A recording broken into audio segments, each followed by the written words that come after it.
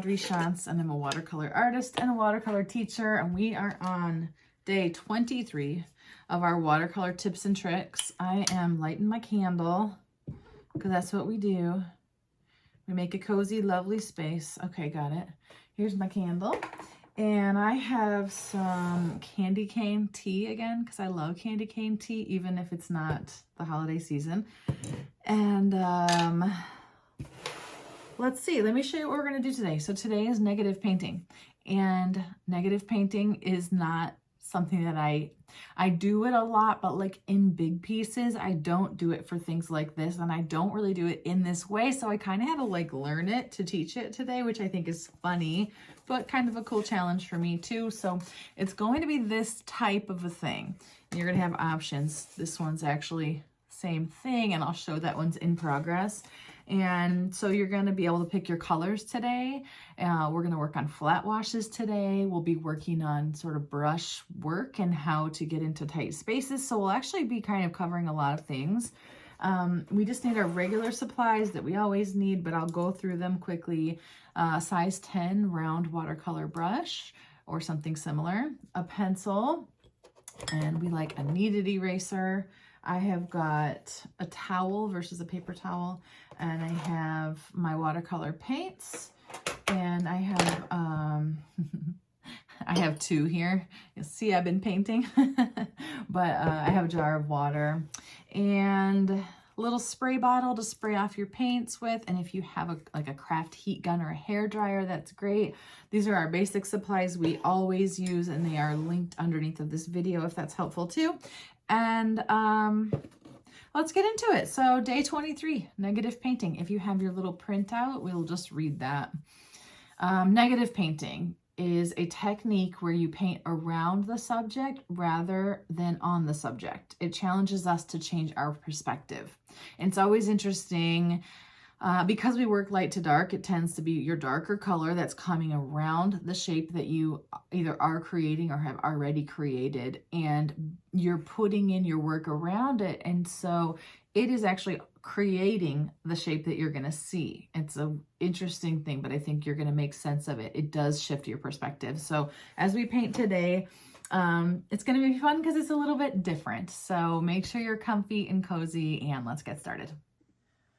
Okay, let's get into it. First, I'm going to show you the examples up close so you can see them. This one, we're not doing this shape unless you are, but I mean, we're sticking with our 3" by 3" tiles, which makes me remember I didn't talk about needing paper, but we sure do need paper to paint today.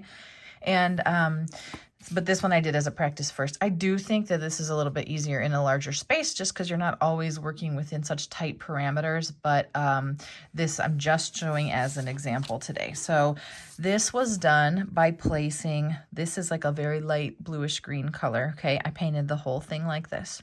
I sketched on these leaves. Actually, I sketched it first and then painted the whole thing. Then I went on top of my green paint. See how you can see the green if I hold it up close, and then I sketched another layer of these leaves, and then I painted, am I saying this right? No, I did this. See, I'm already going to get confused, you guys. I hope you don't. I'm going to try to get this straight. We're just going to do it, but you can see there's 1, 2, 3 different colors, and we can keep going until we get really dark paint. Second one is here. These are more of like a ginkgo shape, which I think is cute, but heads up, we're going to use that shape somewhere else this month. And so you might want to stay away from it. And I thought what would be really fun actually is to do circles, because circles give us less corners to go around as we do this over and over. But I wanted to show you this one. I did it real quick. So like the sketch is not even pretty, right? It's like not tidied up, you know, but because it's going here, I got to move this camera. Okay, because it's going around everything, see how it's also creating it. So like when I did the blue layer, I got a little messy, but then I did the green layer, I didn't even get as close. So now you see this. Now, if you want a little bit of that, that's okay. But what we paint around our design is what's going to give the shape of our design. So if I had cleaned up this green line better, this would look straighter. It's the paint that we put around our subject today that's going to sort of define the shape of the subject. I'm going to say that again. It's the paint we're putting around our subject that's going to define the shape of the subject. That's why it's called negative painting, because it's what you're putting here that's going to matter. Okay, so you can see how messy this is, and I did it quickly and I stopped because I wanted you to see this is the first layer of paint. Okay, and then I added more, and then I started going around them. So I hope you're starting to see it, but you'll see it much better in a moment when I actually explain it. Won't that be nice? So I did this in like reds and oranges. I'm not gonna lie, I hated it. You might like it. I think I was just having a bad day. But I decided the blues and greens were the way for me. And starting either with something very light like this. So the lighter you go, the more times you can do this. Like, see how there's space here? I could then come like this, sketch another bit like this, and then, let me see if you can see this. And I could paint around that, and I would have another color of leaves and another level of darkness. So I think this is probably confusing. We're going to kind of get into it. I'm going to stick with this type of a shape though. So if you look at that, and I guess the other thing I wanted to point out is on our 3" by 3" square. I'm not sure if we'll do it this many times or if we'll try for one more layer than this, but the thing that's important in our sketching is that we make space for other things to happen, because we're going to sketch, paint, back and forth in a way that we do not usually do. So when I first sketched these two that I was going to use first, I made sure to leave space around them that I could paint extra things, and I think I could even come here and maybe here with a little bit more. So we don't want these to get too big that you can't add anything else, or else you're going to be done with this very fast because you won't be able to fit in layers.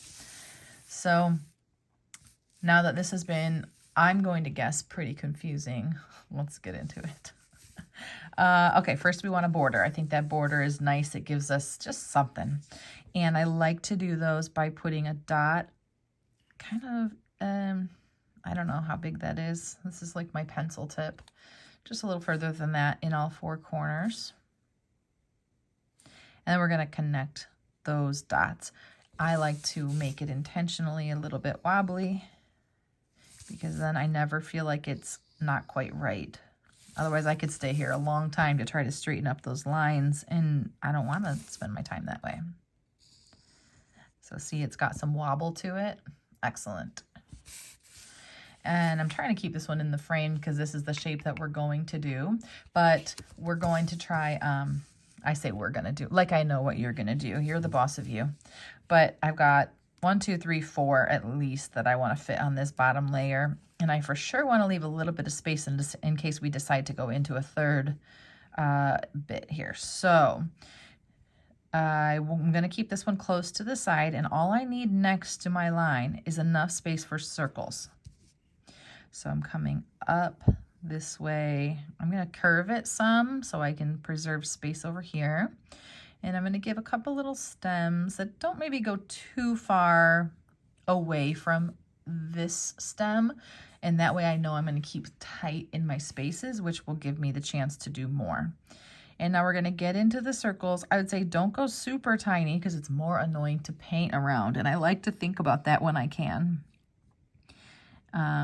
And also like this space you're going to be painting in. So let's get a little closer here. So I'm just going to place some circles, and you do the same. And you're learning about negative painting today. It's a cool technique. I don't think I would guess you're not going to use it in this exact way a lot of times, but it will help you understand what happens when you take a dark color around a light color, and how your brain works just a little differently. I'm going to come over here now where I for sure have space, maybe even for 1, 2. I'll do this one, and I want another one over here. I think that would be really cool. So I'm going to come right here, and I am going to try to keep them close again. Some little offshoots. Why does this remind me of Christmas? I think like garlands that have palms on them, and how they just kind of come out in these funny ways like that. Okay, that's enough for me. And then I'm just making sure I can fit something over here.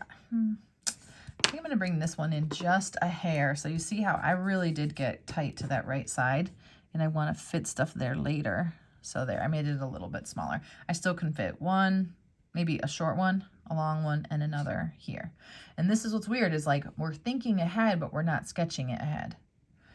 So for now, that is our sketch. We're gonna mix up our paints and then we're gonna get into it.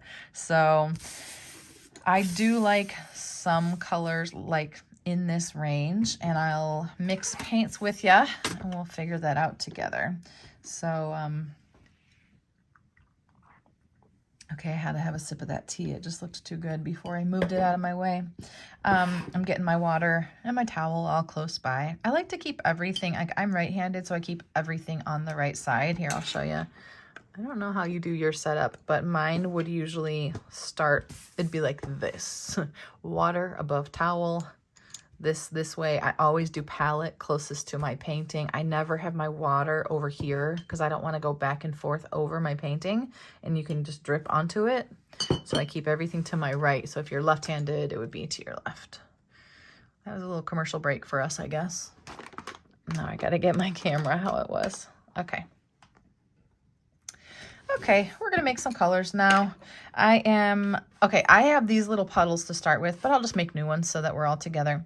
I want something light to begin with, and I like the idea of making it, I want you to play with it. So I think I do like, though, how I did a light teal color to start. So I'm taking a little bit from the bottom right, the fourth one up, the fourth green up. So if you have your paints like I do, that's where you'll find it.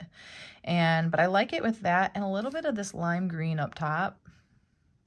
And now I may have to clean out my brush. Yep, I'm going to clean all the pigment out of my brush and add water because I want it to be like at least this light. Notice when I move it around, that's how I can really see the color. Because watercolor is transparent and it's against white, if you move it around, you can see what you're dealing with.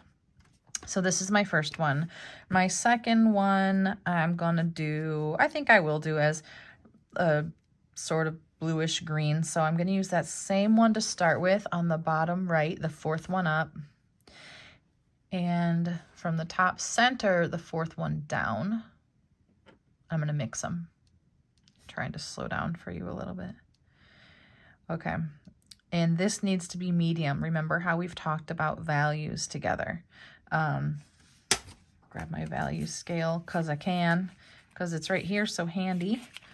And we're going to need to be doing a variety of values, something light, something medium, something dark, light, medium, dark. And then if we want to get even darker, we want to be able to get all the way over here. So maybe try to stay like here so that you have the opportunity to do it again if you decide to. I hope that makes sense. Okay, flipping it back to negative painting. So I've got this one, but I am looking at it to determine, is it too dark? Is it how I want it? I did add a little bit of that lime green again. I don't know why. It's like neon looking now. It's kind of cool. And maybe adding a little bit of water, cleaning out my brush. If I start with this and it doesn't seem right, I'll adjust as I go. And then I want to get into this blue color, and this is from the top center, the third one down. I'm going to actually add it into this puddle I already had. That's a way that I like to just save paint if I can. And now it does need to be darker. So notice I'm kind of digging into that paint, right? And this should look darker than this. Light, medium, dark. It's these things that set us up really well. I kind of wish I had somebody doing this. I'm sure maybe they existed, but I didn't have them 5 years ago when I started. So I hope this is helpful to you. Okay, so the first thing we're going to do, we've already sketched this. You could leave it white as I did on this one, and then white would be your lightest layer. That's a way if you want to try to get 5 different values in here today. Maybe start with going, you would go around your sketch this time. But for the rest of us, I say, let's grab our light color, and we're actually just going to paint our whole square. And that means that these will be this light color. Now, I told you, I kind of learned this for this, which I think is hilarious. But there's other ways you can do it, I'm sure. But I thought it was cool to start with this color just for fun. If you wanted to, you could And I'll show you what I'm doing. Take my brush and just get in this yellow just for fun and kind of touch it around so that your first layer is kind of tie-dye looking. But don't overthink it. That's just me placing it in. I still want it all to dry at the same time. So believe it or not, we're ready for your heat gun already, or your hair dryer. I will look though, like it's pooling right here a little bit, and I'm gonna lift that the tiniest bit, and we're gonna dry it. Okay, one thing that's going to happen today is because we're going to paint so much of this so many times, you know how your paper can tend to sort of bend and curve a little bit? You can take it like this and roll it backwards like this a little bit. It doesn't work as well on the small papers. It's just there's not very much space, but on bigger ones for sure, take it and roll it backwards a little bit and it'll kind of flatten it out for you.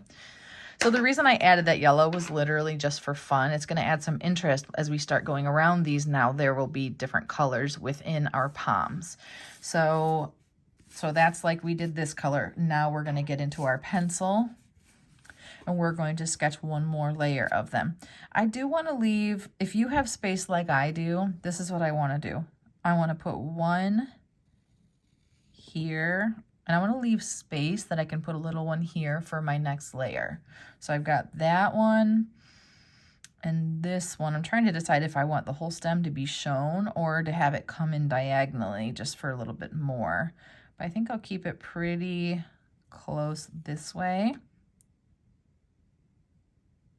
I'm not right. I'm not right. Are you guys calling me out right now? I hope you are. Okay, hold on. Don't sketch that yet. I'm leaving this on here too. You can see that I really did learn it today. We're going to paint around this now, right? Because that's what color these are already. We don't need to add anything yet. I hope you were like yelling at me on your camera or on your from your computer. Okay, I was wrong. I apologize for that. Now we're taking our medium color and we are going to paint around all of this. Zoom on in for you. This is a flat wash. Remember, we talked about flat washes on day 15 if you want to refresh yourself. And as I do it, I probably want the first half of my brush in here maybe, but remember, control it if you're having trouble. So I'm going to take this, I'm going to start over here and I'm going to go around them. I do want to avoid the stem as well because I'll see that shape later. Okay, so work on either side of your stem too. And so I'm taking my brush, I'm getting in here and I'm going to go around everything. Wow, that was a close one. I almost had a disaster, didn't I? That's so funny. But you know where we're going next now. Here's what I want you to see is as you start with this medium color and we start to move it around, and it's a flat wash, so it is kind of like moving a puddle around. I'm going to remind you of that.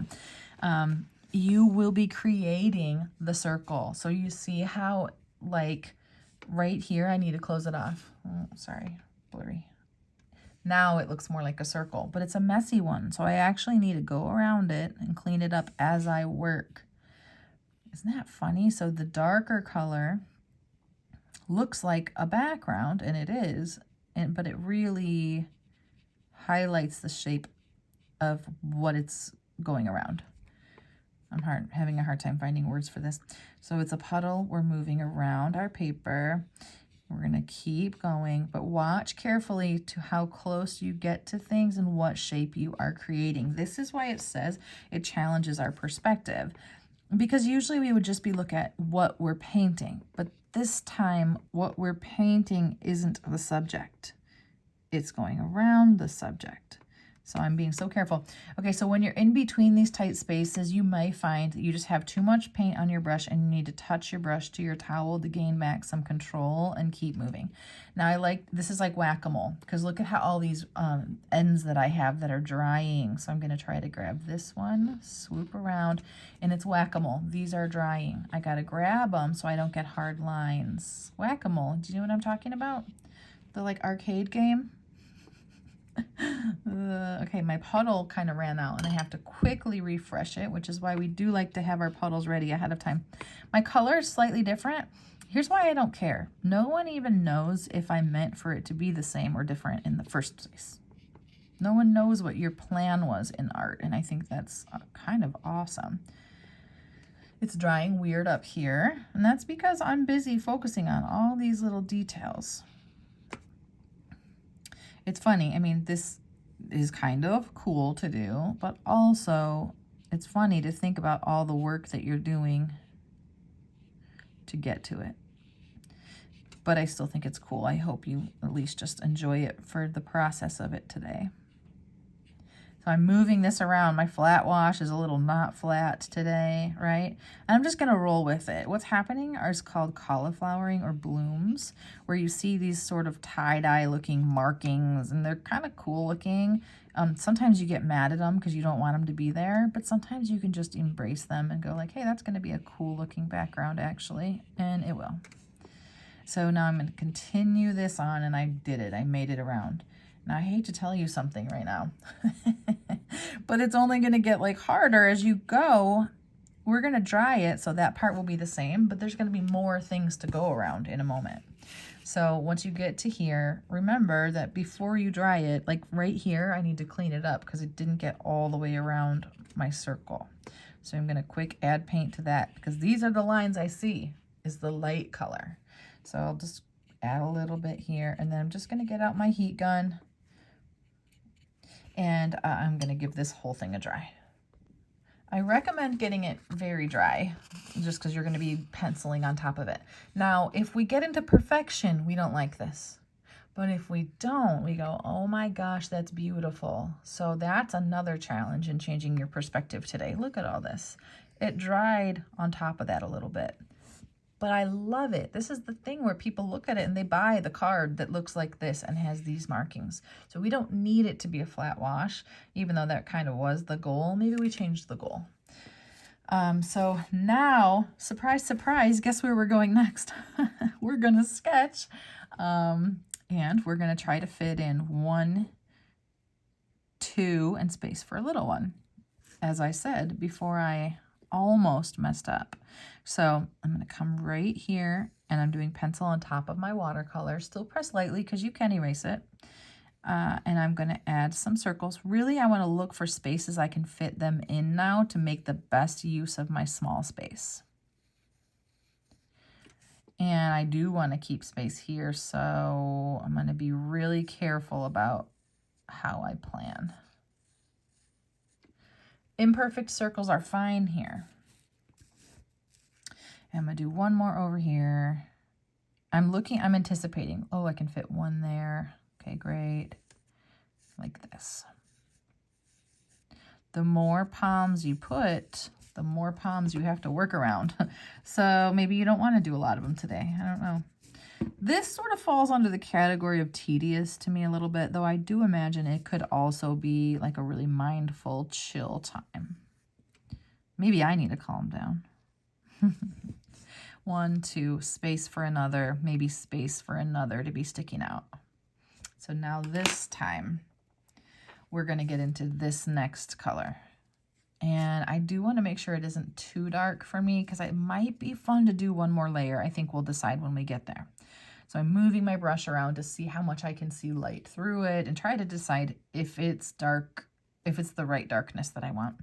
And now same exact thing that we just did. I'll show you this one for a second. See how we're going to go around both layers now with this next color.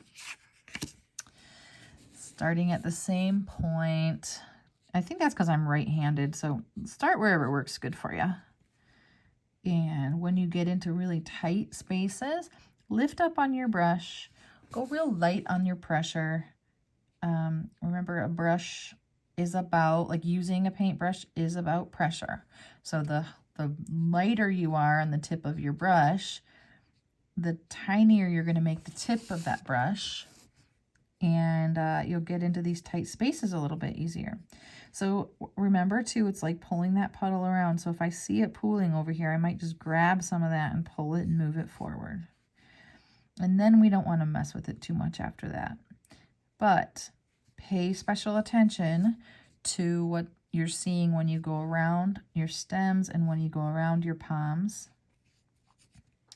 I already need to refresh some paint here. When you refresh your paint for something like this, we're working on tiny squares and we do want control. So I would say don't dip your whole brush into that water. Maybe a third of your brush, maybe a half of your brush, thinking about how much water you want. it's been really amazing to see comments from people and just like which things I'm saying are mattering or are helpful. And I think water control is just, it's a huge part of watercolor painting. So this is where I'm getting caught up because I'm coming over here and doing the details. Well, this starts to dry and that's just tricky.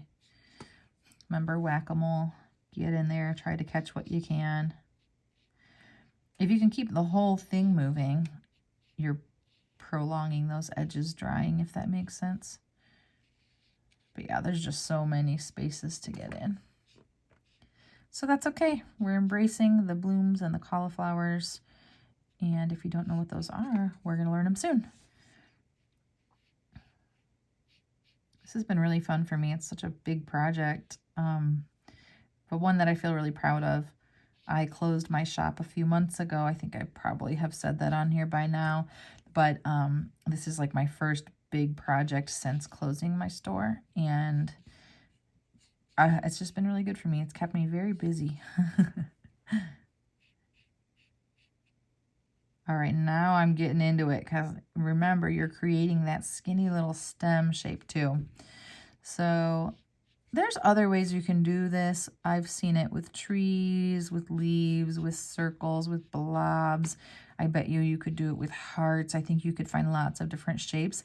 And so if you're like into the details of this and like over there cursing right now, maybe find a different shape. Or sometimes you don't have to do the video to learn the concept either. I hate to say that because it's fun to see all of your paintings. Like at the end, like when you do so many, it's the cumulative effect I think is really cool. But you're the boss of you.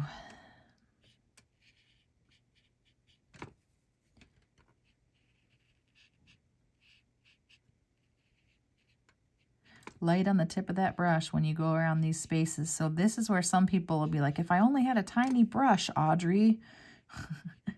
But remember, you kind of do have a tiny brush. If you limit the amount of water on this, it is acting like a tiny brush at that point.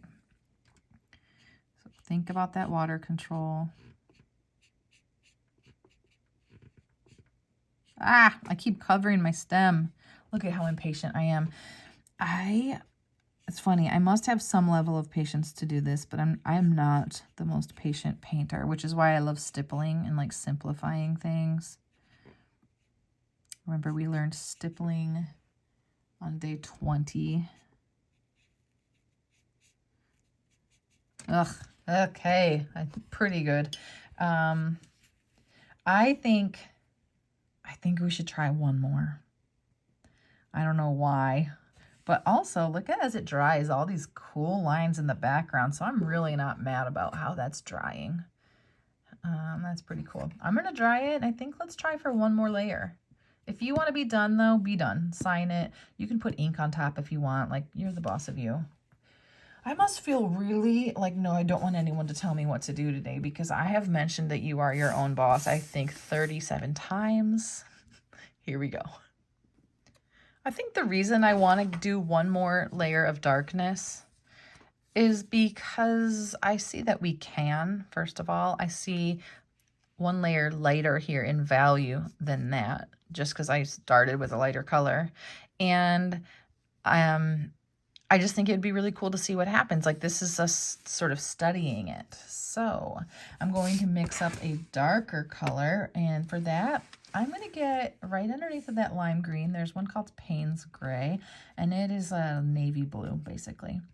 But realize for stuff like this, you do want it to stay pretty dark all the way around, and it needs to be darker than your last layer. So see, as I move my brush around, I can't really see through it anymore. That's a clue that it's going to be dark.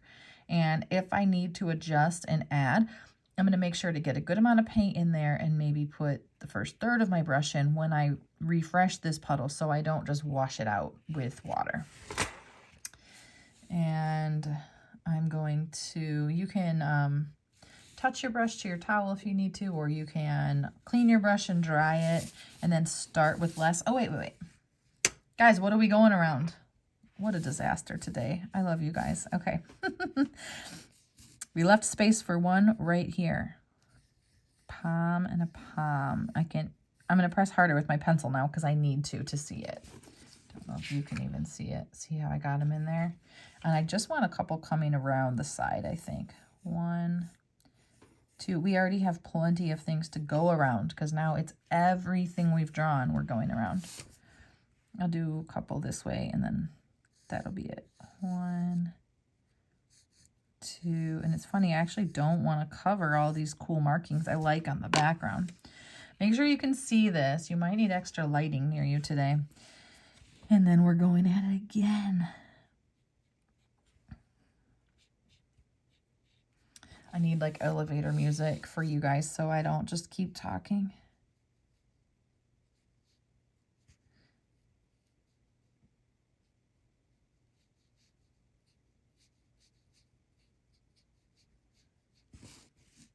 I was just thinking I can do that in editing, but I do think it would be weird, so we're going to skip it. All right, now I'm going to start going around everything. So around the things you've already gone around. I think it would be cool, though, if you got further away from it each time and maybe around each of them, you could see 3 different colors as a little border. If anybody wants to do that experiment, I'd love to see it. Do you know what I mean? It's like you leave a little bit of that color around it, and then the next time you paint, you'd leave a little bit of color of the last color around it. So around each palm, I think you would get the effect where you see like a halo of 3 different colors or something. This is starting to get cool. I love, so, okay, if your paint is not dark like this, get more paint into your puddle. It's hard. It's hard to, it like somehow it requires bravery, and it just does. It just does to get this darkness in here. But may I remind you, it's just a little piece of paper. And you can do this again if you decided to. Sometimes we just need these little things that we say to ourselves that kind of free us of what can be stressful. And I'm just going around everything. I'm going to try to leave a little bit of this teal color somewhere. Maybe like this. Just when you do it, watch, because your lines, you know, remember you got to keep a clean line with this navy blue color because it is that negative painting and it's going to show, it's going to create the shapes that you see. I'm glad I didn't do this on day 1. I think I would have lost everyone. You'd be like, bye. I'm so glad I went to the darkness. I think I needed it. To me, I like this a lot better now. I'm continually refreshing my puddle by just dipping my brush into that navy blue paint and then just a little tip of my brush into my water so it stays nice and dark. So just watch that the color that you're seeing stays somewhat consistent if that's how you'd like to see it. See here, I'm going around it. That's kind of cool.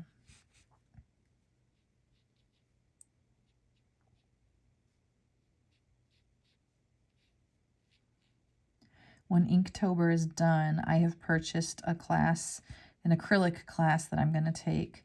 I've already bought it and I have it set on my calendar. I hope I didn't already tell you guys that. I'm afraid that I'm just going to repeat myself, everything I say. Always.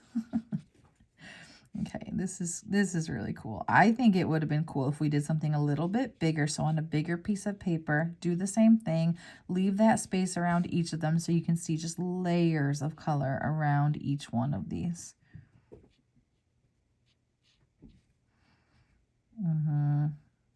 But it really makes you think about what brushwork you're doing. Like I'm starting to do it over here just for fun, is leave a wider border. See that? But then I just have to watch for what shape I'm creating with my brush right now, because it really is, it makes a difference. Okay, I take it all back. This, I think, might be really meditative. I bet you I'm going to do more of it. So I wasn't consistent. Oh, no. You guys, I completely painted over this one. And this one. Is this a fail? I think I've shown you the concept enough that I don't have to redo this whole video, but please laugh at me. That is so funny. I only have one. I'm like, why do I just have this color over here? It should have been in 3 places. Hilarious. I'm leaving it. That is so funny. Okay, I'm going to dry the whole thing and then we'll just look at it for a minute. I can't wait to see your artwork this time and you guys can all put me to shame. That is so funny to me. It makes me laugh a lot. So this is negative painting. I hope it was helpful to you, even as we hopefully laughed together a little bit at the process. I was wanting to show you, see this, I did start to do this where I left some border around it as I went so I could see a couple different colors, and I think that's pretty sweet too. So wow, thanks for hanging out with me as a teacher. I'm using quotation marks on that because yikes. Negative painting. Okay, share your artwork on my Facebook page, Audrey Shantz Art, and thanks for painting with me today. I'll see you tomorrow for dark to light gradient.